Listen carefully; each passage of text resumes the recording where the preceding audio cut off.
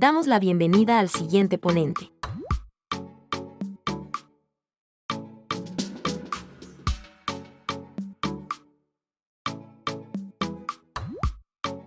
Doctor Gustavo Vázquez Cardoso. Con el tema, Evaluación del cáncer de próstata por RM y PET-CT.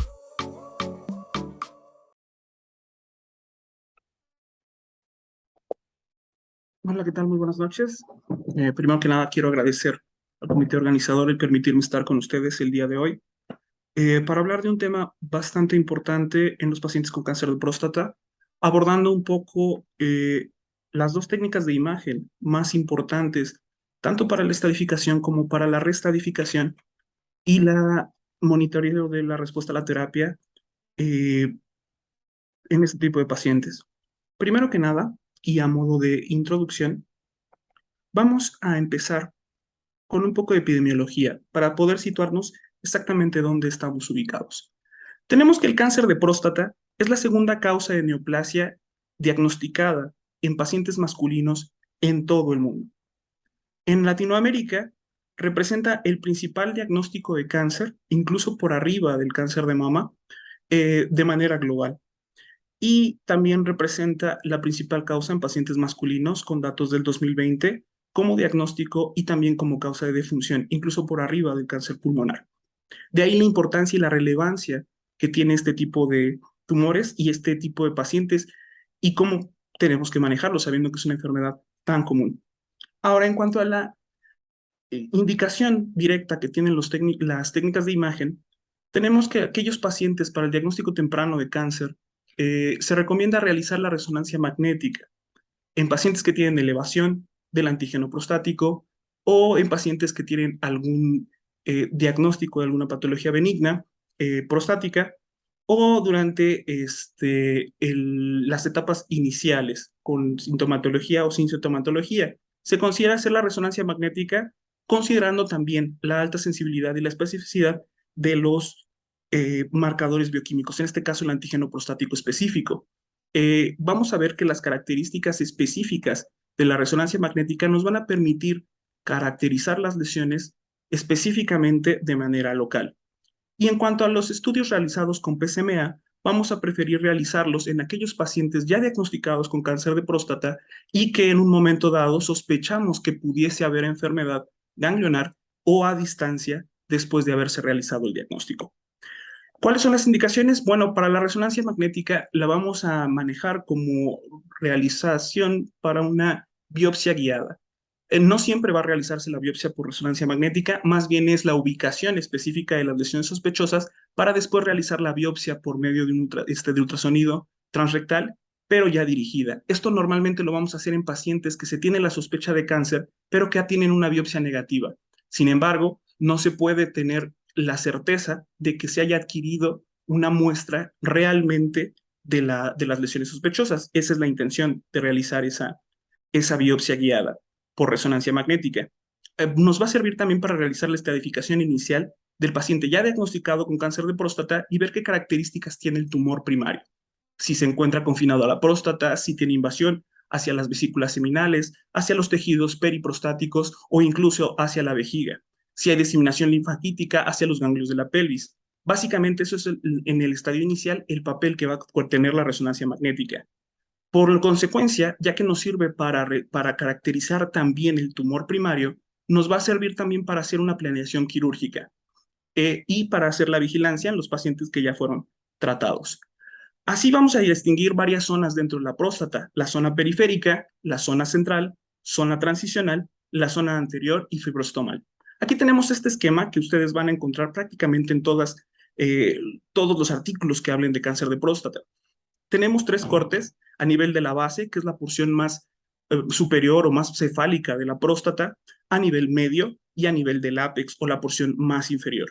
Tenemos lo que corresponde a la zona periférica marcada en rosa de forma bilateral, la zona central que se encuentra marcada en verde en el corte de la base, prácticamente no lo vamos a ver en los cortes medios ni inferior, la zona de transicional que la vamos a encontrar marcada en amarillo, ¿sí? En la parte anterior y superior, un poco superior de la próstata, y la zona anterior del fibroestroma, que está marcada en azul.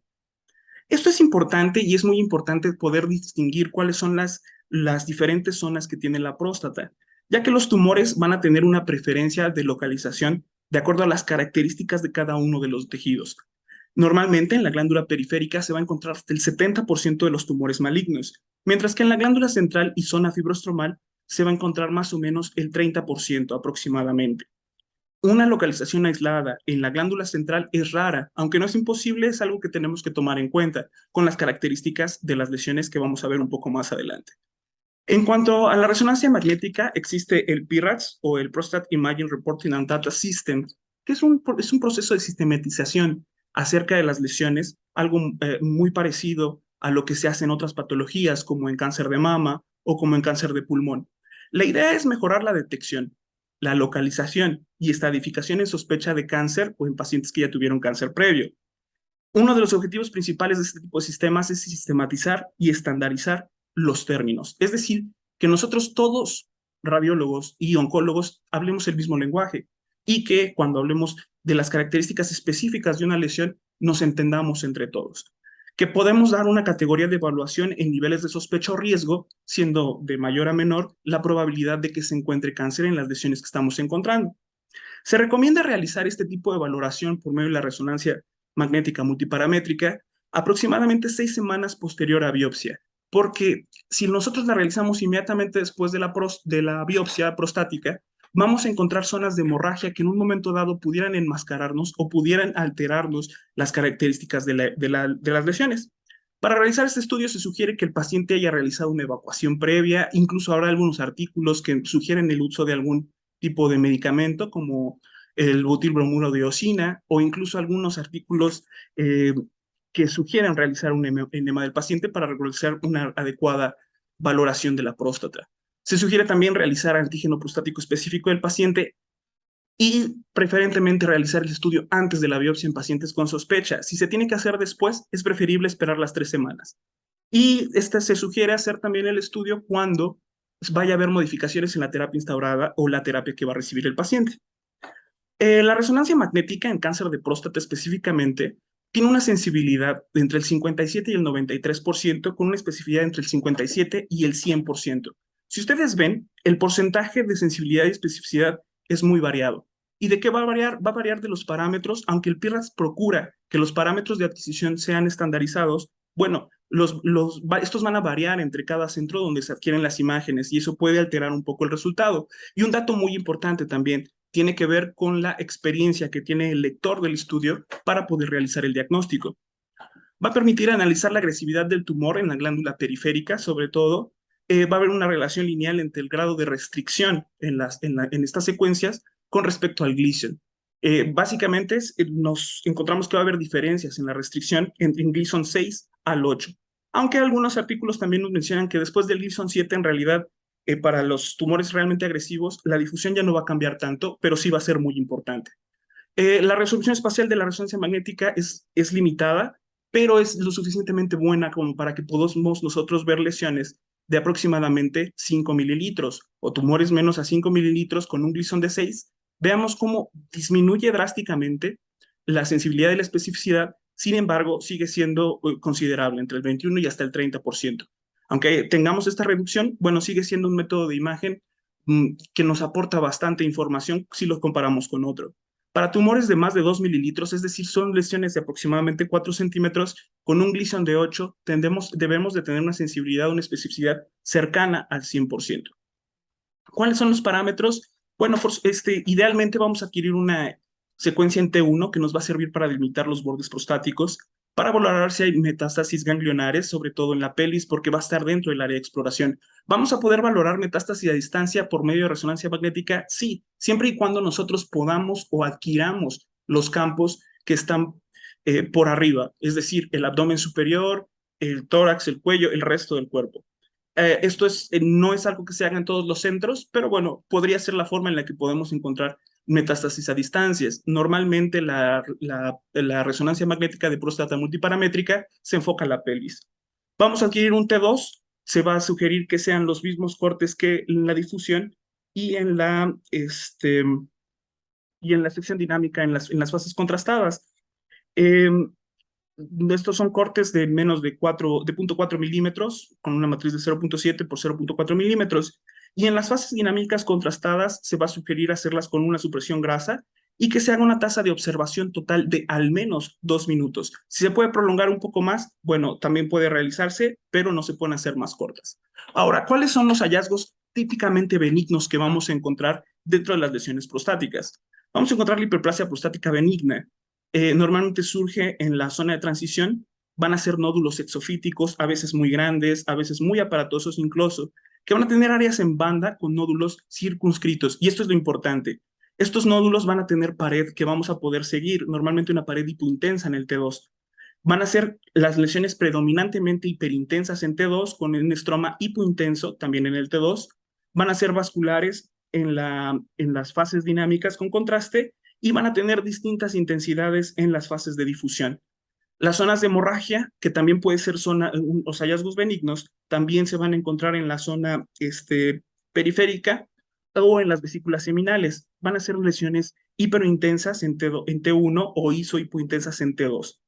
Van a ser hipointensas en todas las secuencias cuando contengan hemoderivados por alguna hemorragia no reciente que puedan tener, y esto va a cambiar las características dependiendo del tiempo que haya transcurrido de la hemorragia. Las lesiones quísticas van a tener comportamiento de líquido, aunque en algunos casos van a ser hipointensos en todas las secuencias cuando nos hablen de un compuesto o que tengan un contenido de hemoderivados por alguna hemorragia y esta vaya a ser crónica. Y las clasificaciones normalmente van a ser hipointensas en todas las secuencias. Hablando de los hallazgos benignos, fíjense en esta imagen, una imagen tomada de la literatura, donde vemos las lesiones nodulares. Fíjense la cápsula que nos está marcando la cabeza de flecha, esta cápsula hipointensa, que prácticamente podemos seguir en todo el contorno del nódulo. Ese es un dato de benignidad. Vemos la zona periférica que tiene una señal prácticamente homogénea. Aquí estamos hablando de una hiperplasia prostática benigna. Los hallazgos son típicos y son típicamente benignos. También puede haber patologías donde hay alteraciones bilaterales que pueden ser simétricas con una anatomía normal. Estos pueden ser prostatitis, normalmente va a ser una disminución de señal en la porción, en, en la zona periférica en el T2 y con una disminución en la coeficiente de difusión y puede haber un aumento en la perfusión en las fases contrastadas, lo cual nos puede dar un falso positivo o podríamos pensar que se trata de una lesión maligna. Estas pueden tener morfología de banda, cuña o puede ser difusa. Puede haber atrofia prostática, también normalmente va a estar caracterizada por lesiones en cuña de baja señal en T2, que está levemente disminuida.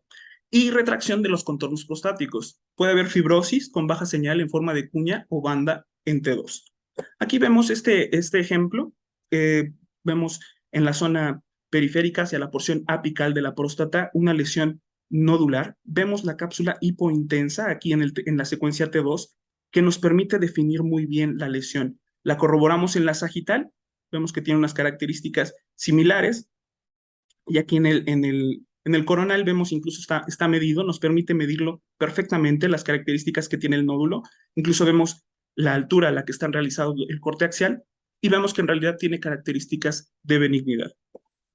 Ahora, ¿cuáles son los hallazgos de malignidad? Los cuales van a ser muy importantes.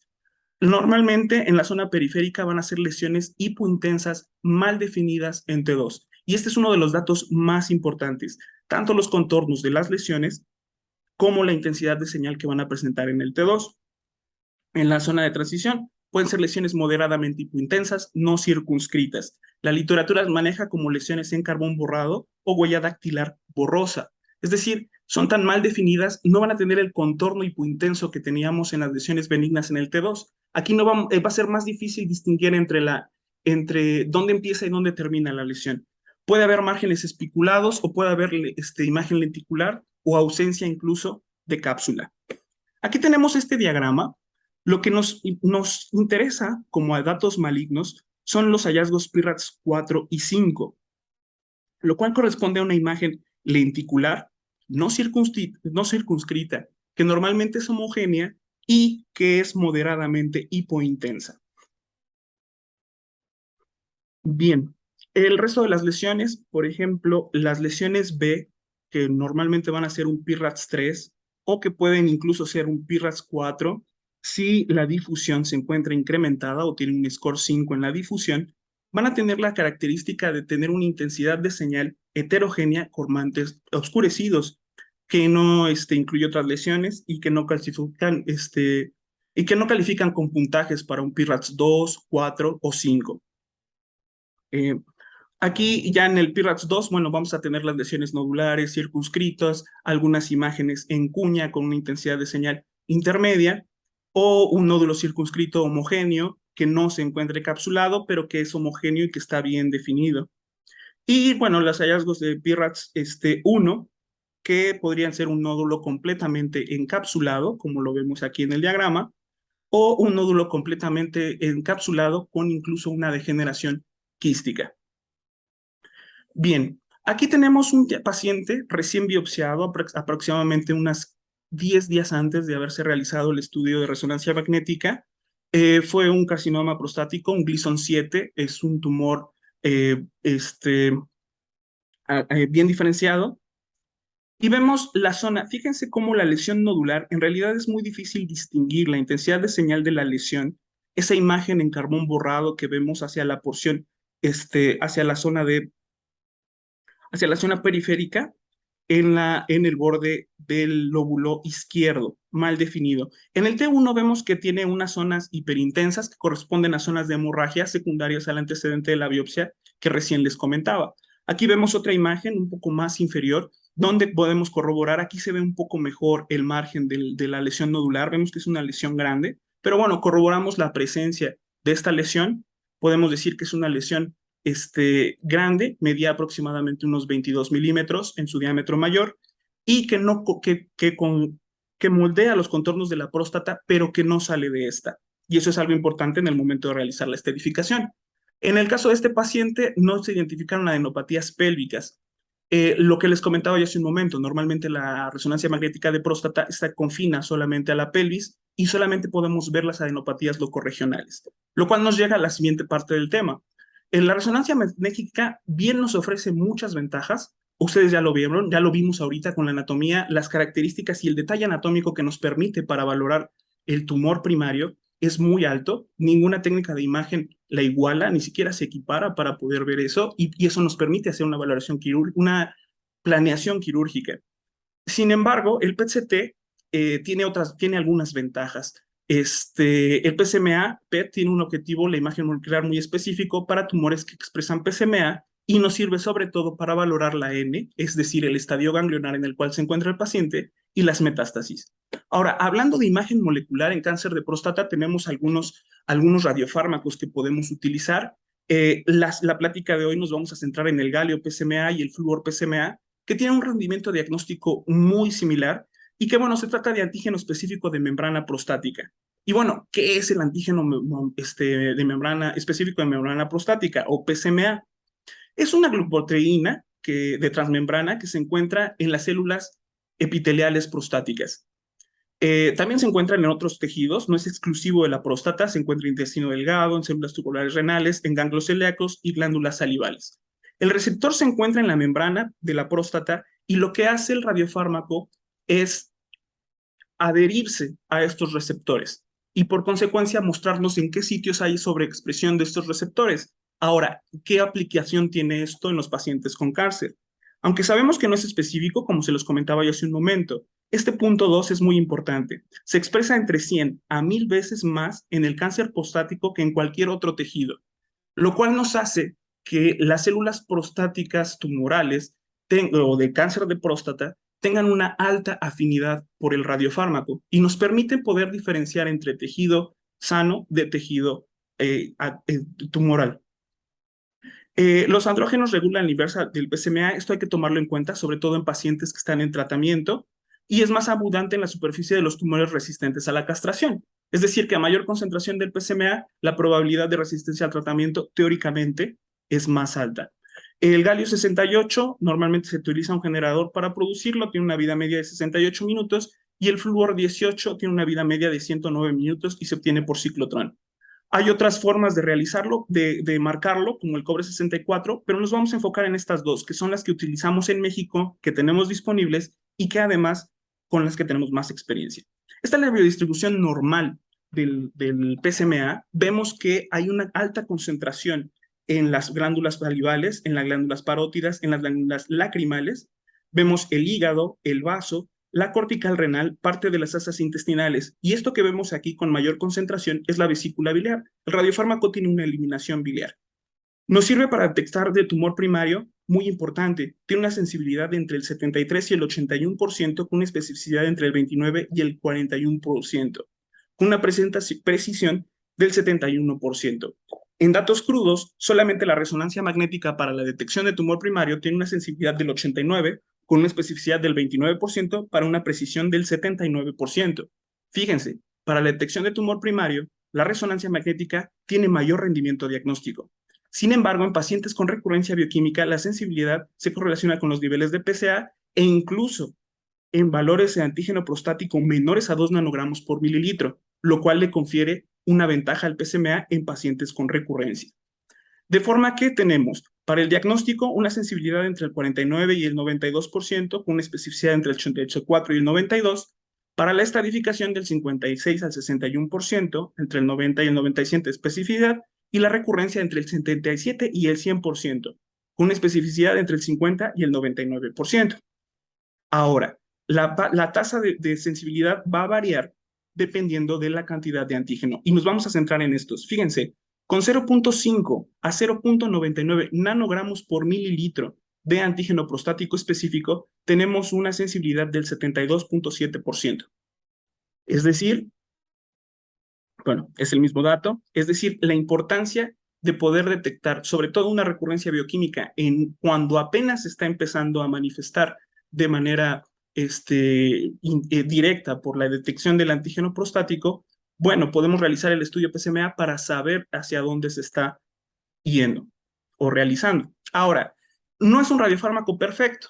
Como todos los radiofármacos, tienen sus falsos positivos y sus falsos negativos. Y bueno, les pongo esta imagen de este artículo. Fíjense cómo este paciente, después de haberse diagnosticado cáncer de próstata y realizarse una prostatectomía, le encuentran unas lesiones pararrectal, una zona de concentración pararrectal y esta zona de concentración en el arco costal, que no tiene traducción tomográfica.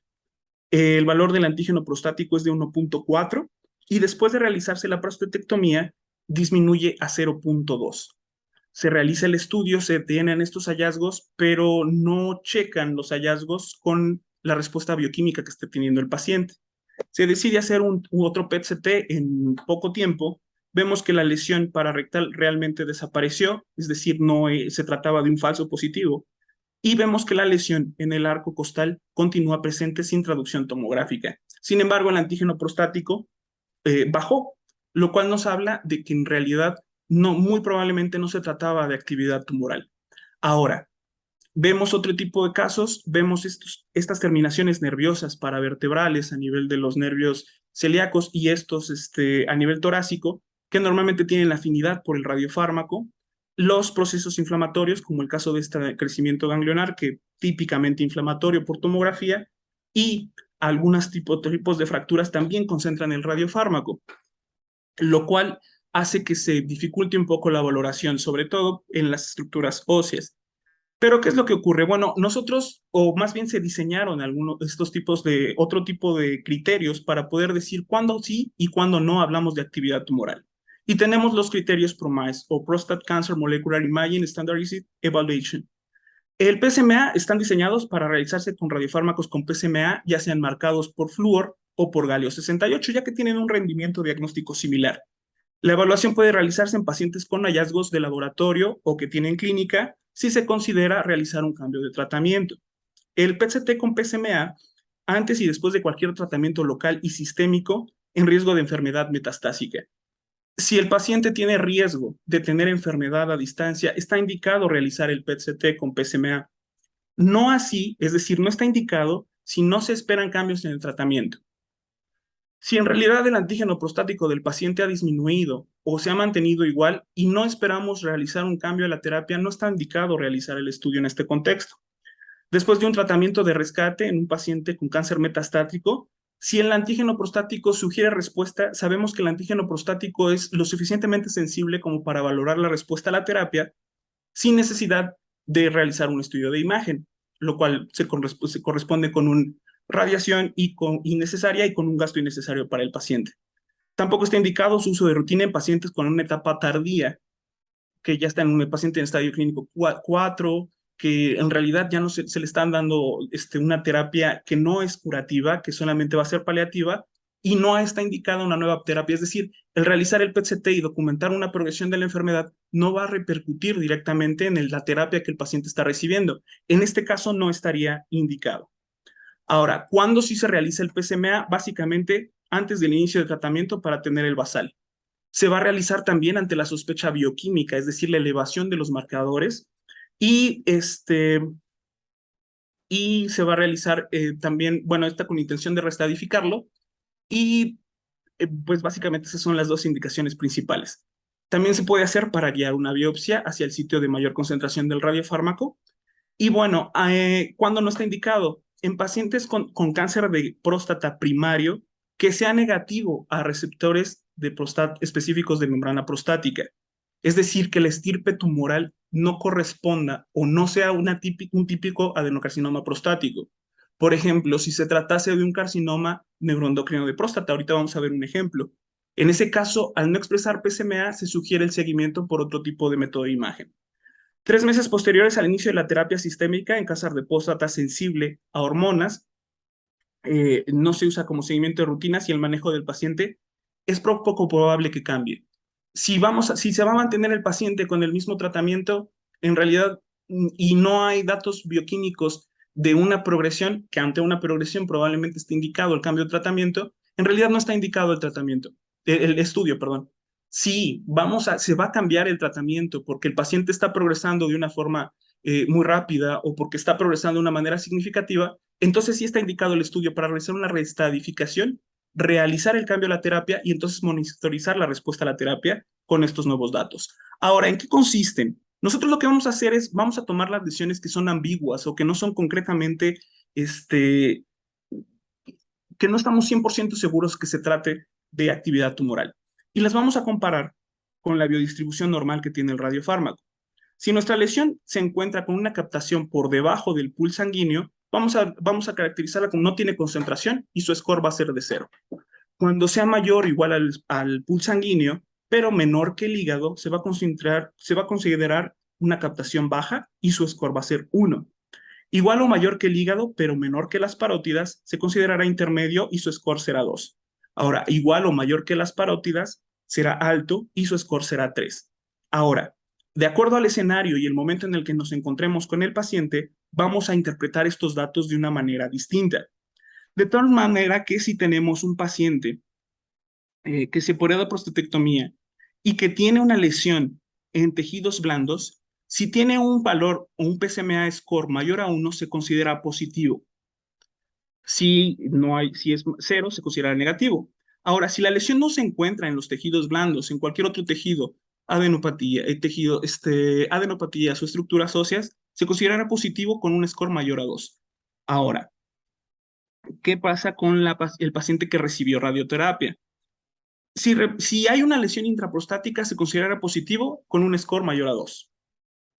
Y si no hay lesiones intraprostáticas, se considerará positivo también con un score mayor a 2. Ahora, el paciente que no ha recibido ningún tratamiento y que podemos tener todavía algún tipo de duda. Aquí muy importante, vamos a tomar en cuenta el PIRADS, las características que tiene la lesión por resonancia magnética. Y si es un PIRADS 5, no importa realmente si concentra o no concentra PSMA, se considerará positivo. ¿Por qué? Porque el criterio morfológico de la resonancia magnética en este caso tiene mucho más peso que el criterio metabólico.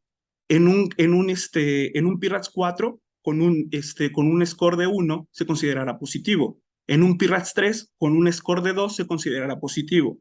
Mientras que un PIRADS 1 y 2, hasta un también mayor a 2, se considerará positivo. Ahora, si no contamos con resonancia magnética o la resonancia magnética no es útil para hacer una valoración PIRADS, se considerará positivo con un score PSMA mayor a 2. Ahora, ¿qué ocurre con los ganglios linfáticos? Si los ganglios linfáticos son mayores a 8 o realzan, se consideran positivos con un score PSMA de más de 1 o de 1. Si no hay concentración, perdón, si no hay realce, será mayor a 1, se considerará positivo también. Y bueno, así sucesivamente.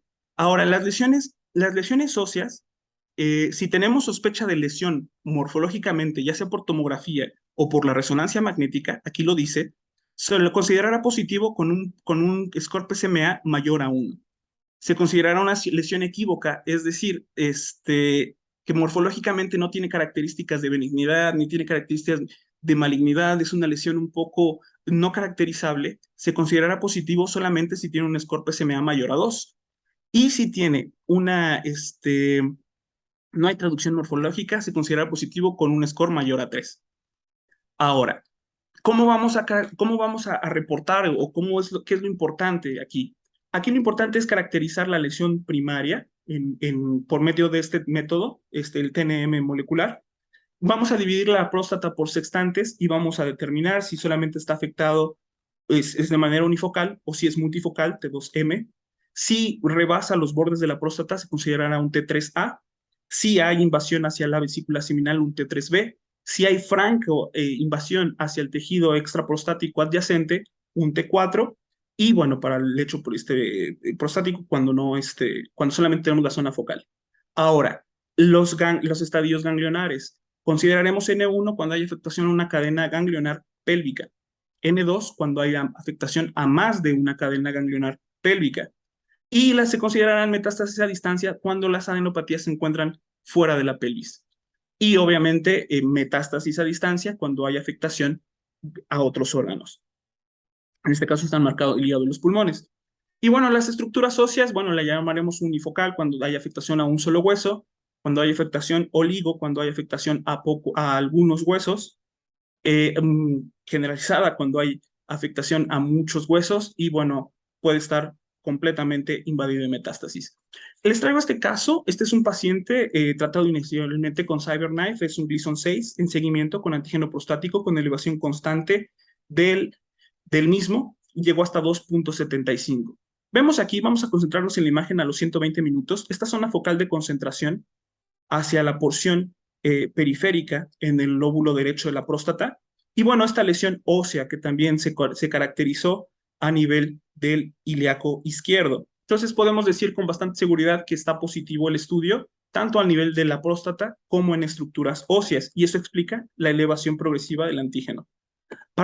Su uso en la estadificación, bueno, este es un paciente de 61 años con un Gleason 7, no ha recibido tratamiento, por eso viene estadificación, y vemos la zona de concentración en la porción central del lóbulo derecho. Vemos cómo se encuentra la zona de captación del radiofármaco. Aquí en el MIP lo vemos. Esto que vemos aquí arriba es un poco de eliminación urinaria a través de la vejiga. Y, y bueno, vemos prácticamente esta adenopatía muy pequeña que se encuentra en la pelvis, pero que también tiene concentración del radiofármaco. En este caso, esta adenopatía nos da un score de 2, es decir, es un hallazgo equívoco. Sin embargo, bueno, puede en un momento dado tratarse de enfermedad. Vemos estas concentraciones también en arcos costales. Sin embargo, al no haber más adenopatías, es poco probable y además que se trate de actividad tumoral. Los criterios PROMISE nos da un score de 1, entonces lo ideal aquí es dejar en vigilancia esas lesiones óseas y obviamente dirigir dirigir el tratamiento. Estamos ante un tumor T2C. También otro en estadificación es un paciente de 73 años con dolor y dificultad de la evacuación. La resonancia magnética mostró invasión a la vejiga y al recto. Tiene apenas un AP de 3.11, no se ha realizado biopsia y no se ha realizado tratamiento. Vemos en las imágenes MIP una alta concentración del radiofármaco a nivel de la próstata. Vemos incluso que tiene algunas adenopatías pélvicas muy importantes. Y bueno, ahorita en la tomografía vamos a ver que incluso tiene afectación a los tejidos blandos, aquí adyacente a la inserción del músculo glúteo menor del lado izquierdo. Vemos este implante tumoral. Vemos la lesión sólida en la porción izquierda de la próstata, invade la pared del recto, la vesícula seminal y el tejido pararrectal. En los cortes sagittales vemos la presencia de las adenopatías pélvicas pararrectales. Aquí lo importante, bueno, el antígeno en realidad no estaba tan elevado, pero bueno, sí tenemos una enfermedad diseminada en la pelvis. Para la estadificación, este es un paciente de 65 años en Gleason 7, con invasión vascular y linfática presente. En marzo del 2019 se realiza resección transureteral de próstata y vemos, se realiza el estudio porque persiste con elevación del antígeno prostático. Vemos que en el lecho prostático, dos zonas focales de concentración del radiofármaco. En la tomografía únicamente vemos zonas de engrosamiento o aspecto nodular a nivel del lecho prostático o el remanente prostático. Y bueno, se corresponde con esta zona de concentración. Recordemos que el PSMA en este tipo de escenarios tiene una sensibilidad del 65.9% con una especificidad del 98.9% versus la resonancia magnética por sí sola de 43.9% y de 85.4%. Este es otro caso. Este es un paciente tratado con prostatectomía radical más lidefanectomía. Tuvo una DIR de 0.5 nanogramos por mililitro, se eleva a 6.44. Con esta, nosotros sabemos que la probabilidad de que el estudio se encuentre positivo es muy importante. Recibe bloqueo androgénico, se persiste con la elevación a 13.89. Después le cambian el tratamiento y vuelve a disminuir el antígeno prostático. Entonces tenemos un paciente que está fluctuando y ante el cambio de tratamiento respondió muy bien. Sin embargo, en el momento de realizar el estudio, pues vemos estas 3 adenopatías pélvicas a nivel de cadena ilíaca interna, que bueno, también corresponde con actividad tumoral. Este es un paciente interesante desde el punto de vista de que tenemos un seguimiento muy largo. Este es un estudio con carbono acetato, es un estudio que realizábamos hace algún tiempo con indicación para cáncer de próstata. Aún lo realizamos, pero para otras indicaciones. Vemos la concentración focal del radiofármaco en el lóbulo izquierdo de la próstata. Después, para 2018, tuvo un antígeno prostático 6.5. Para el del 2012 desconozco el valor del antígeno, les soy honesto, pero vemos que persiste la zona de concentración del radiofármaco en el lóbulo izquierdo, la cual prácticamente se mantiene morfológicamente sin cambios. Aquí no es válido decir si que ha crecido o que ha incrementado porque son radiofármacos distintos. Pero bueno, para 2019 incrementa el APE, no tengo el valor específico, recibe radioterapia, sin embargo, bueno, al realizar el estudio vemos que tiene mayor presencia de adenopatías pélvicas, sin embargo, secundario a la radioterapia, la lesión en próstata ha disminuido de tamaño. Ahora, ¿qué ocurre en los cánceres cuando no son primarios o cuando son primarios de próstata, pero que no expresan PSMA? Normalmente, por ejemplo, este paciente es un carcinoma sinar de próstata Gleason 9 con una diferenciación neuroendocrina. Originalmente tiene un APE de 2.45 nanogramos por mililitro.